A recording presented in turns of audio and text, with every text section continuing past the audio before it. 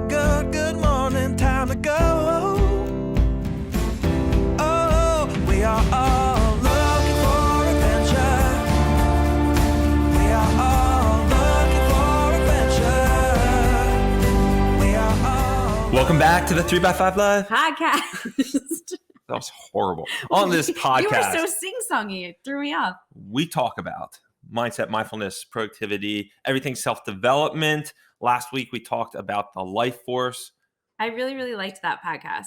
I thought it was good too. If you not like haven't the tuned content of the podcast, not trying to like pat ourselves on the back, but I've been thinking a lot about the life force and the triangle, and trying to even like set my goals within those 3 pillars that we discussed. And I don't know, it just has me like chewing on it a little bit. Yeah, it's a phenomenal tool. So if you haven't listened to that one, go check it out. So 'tis the season. We're coming up on Christmas. And I will say, we were just in Austin 2 weeks ago. They need to pick up their game. Their Christmas decorations were subpar. We live in a little tiny town of Westchester, and ours was 10 times more decorated. Is 10 times more decorated than Austin. I mean, listen, some people, maybe they just didn't feel like maybe that's their thing. Maybe they're like, we're hipster and we're cool and we don't decorate. And that's all right. I left feeling like it was just the middle of February. It was also humid and hot, so that throws us off too, because we're used to having the cold temperatures for Christmas. But I liked Austin. I felt like it was a great time, and we spent most of our time in a conference, which was also awesome. But I'd like to go back and explore the city a little bit more, to be honest. Yeah. So one of the guys speaking at the conference was the Jesse Itzler, who I'm a big fan of. And he's one of the people that would be in my hot tub. And so Jesse is going to breeze over that comment. He's one of the people that would be in your hot tub. He usually calls them his hot tub companions, which gets even weirder. But Bryan has a thing where he asks people repeatedly who would be in your hot tub, meaning like, who would you like to sit? You might have heard other people say, who would you like to have across your table from you? But Bryan likes to say, in my hot tub. So maybe that's something you want to think about. Who would be in your hot tub? But Jesse Itzler, he would be in Bryan's hot tub. He would be in my hot tub. And I'm not invited. I didn't make the cut. She did not. Jesus Christ beat you. Yeah, he did. He said Jesus is the other person, which would be an interesting conversation if you know Jesse Itzler. So Jesse Itzler is the founder of Marquee Jets, Zico Coconut Water.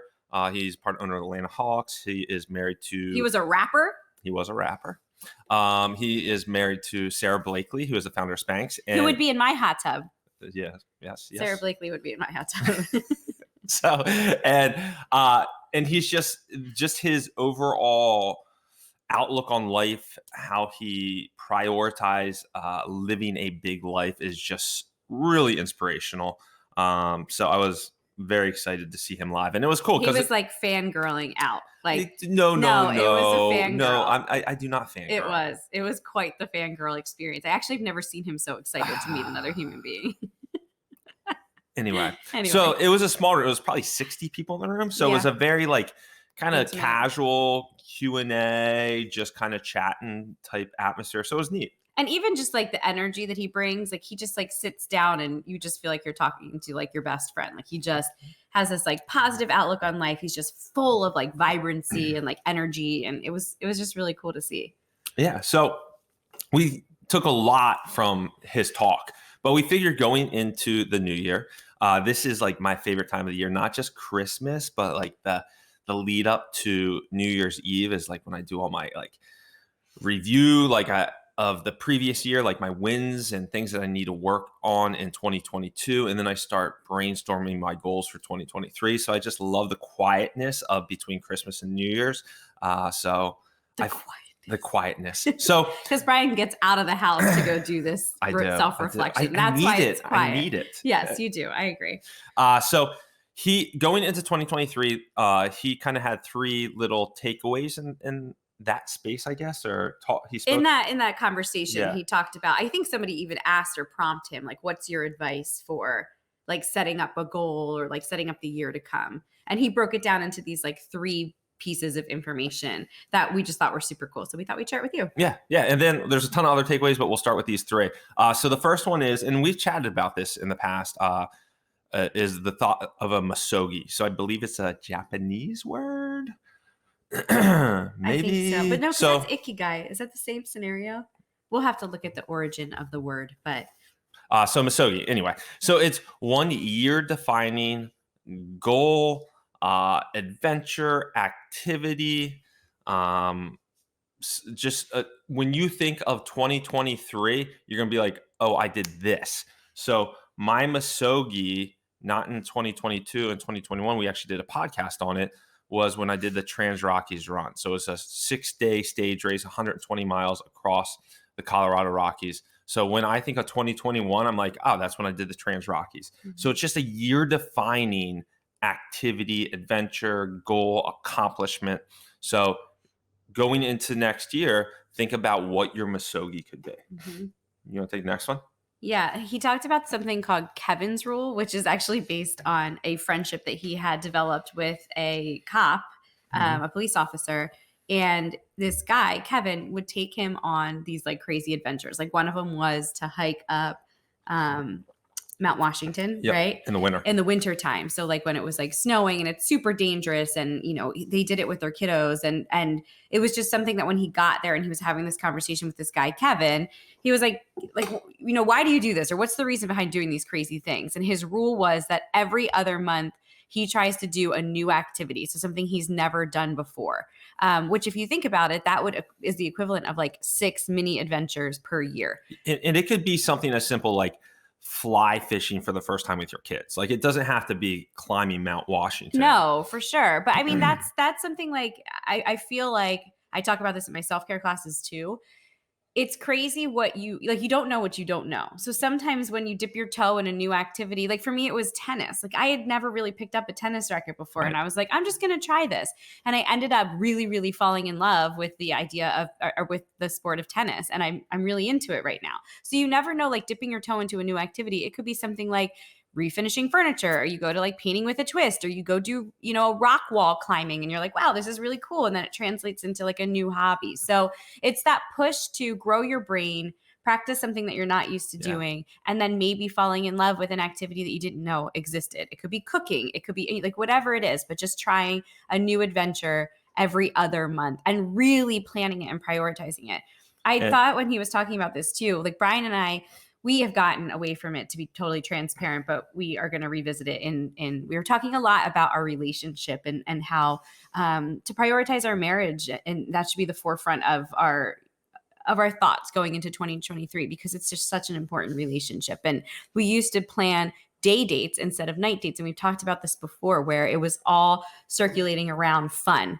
And we would try new things. Like we did the mindfulness triathlon, where we went to the Navy Yard and we did like a 5K, meditation and yoga. And it was really fun. And it's really awesome to do it with your partner or even with a group of girlfriends. Like I was like, oh, it might be cool to like try this Kevin's Rule with a group of people, because then you also have that connection piece to it. And I think that's why Jesse loved it so much, is because he did it with his friend. So I challenge you to think about what are some new activities that you can try this year that you haven't done before, and who do you want to include in those mini adventures? Yeah, and when you quantify it, I mean, Jesse's very big on putting numbers to things. So it's just like, okay, over the next 10 years, if you actually follow Kevin's rule, you're going to have 60 mini adventures that you wouldn't have had, that you wouldn't have prioritized and like intentionally set up in your life. So it's just like over the next 10 years, if you actually dedicate yourself, like be like, would I not want 60 adventures for the next decade? I mean, it's just a phenomenal way to look at it. Yeah, I agree. And we'll talk about at the end how he, Jesse Itzler himself, like formats this. He actually has a calendar and how to like plan these major blocks. But let's do the third one and then we'll circle back to that. Yeah. So his third one was for next year, create a new winning habit every quarter. So every quarter, take, obviously 3 months and instill a new habit. So at the end of the year, you're going to have 4 winning habits that you compound on. So let's just say Q1, you start with like mindfulness and you start meditating 10 minutes a day. And it's just like, okay, I got that intact. Now Q2, you are like, all right, I'm going to drink 100 ounces of water a day, That's a lot. I know, Jesse. This is a goal for me. This one over here. So it's just like creating 4 winning habits next year. So he's just like, if you have a Misogi next year, you take 6 mini adventures that are scheduled, and then you instill 4 winning habits, like how phenomenal of a year will that be? I mean, it really will. Yeah. So those were his like 3 big things of how to set up 2023.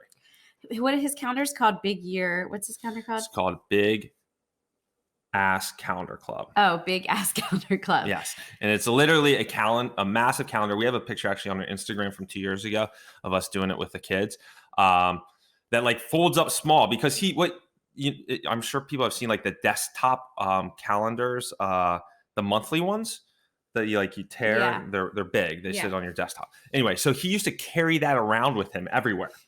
And he would have it filled out and he'd flip the big calendar. So this mass calendar he used to carry around. So he developed this big calendar that folds out and it's probably, 4 feet by 3 feet. It's big, but then it folds up into the size of a book. So the thought is you can see your entire year in one piece of paper essentially. And then you go and you fill in Kevin's role. Then you go in and you schedule your Misogi. And when you're going to work on it or chip away at it or, connect to that Misogi. And then the habits too, like you can track your habits on it. It's just so helpful. Even you think about your year ahead, like we really wanted to prioritize date night. So putting those on the calendar or one of the things we want to do is every year take a trip that is a couple's trip, just the two of us, that is some type of personal growth or development. We just went to Austin. We try to do one every single year. So what is that trip going to be? What's our family trip? So you're putting in the most important things, those big rocks first, because we all know that our calendars get infiltrated with so many things throughout the year. If those things are already scheduled, then they become sacred and they'll actually get done. So we'll link that calendar for you guys in the show notes, just in case you wanted to check it out. You could do this in a different way too, but I do feel like thinking about these 3 things, and Bryan and I have been talking about them too, it really sets you up for a great year ahead. And it's something looking into the new year that we thought might be beneficial or useful to just share with you. Yeah.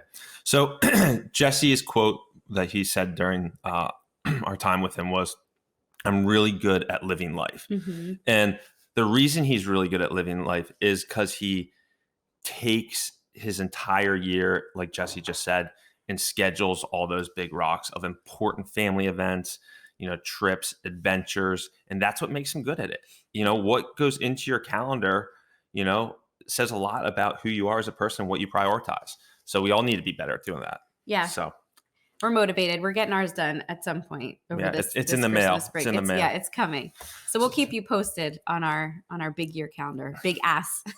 Jeez, always cursing on this podcast. Yes. Hey, well, if you celebrate Christmas, Merry Christmas. Have a fantastic and happy holidays for whatever you celebrate. Yeah. And have a fantastic New Year. Yeah. And we will hit you up in the new year, guys. All right, guys. Take care. We are all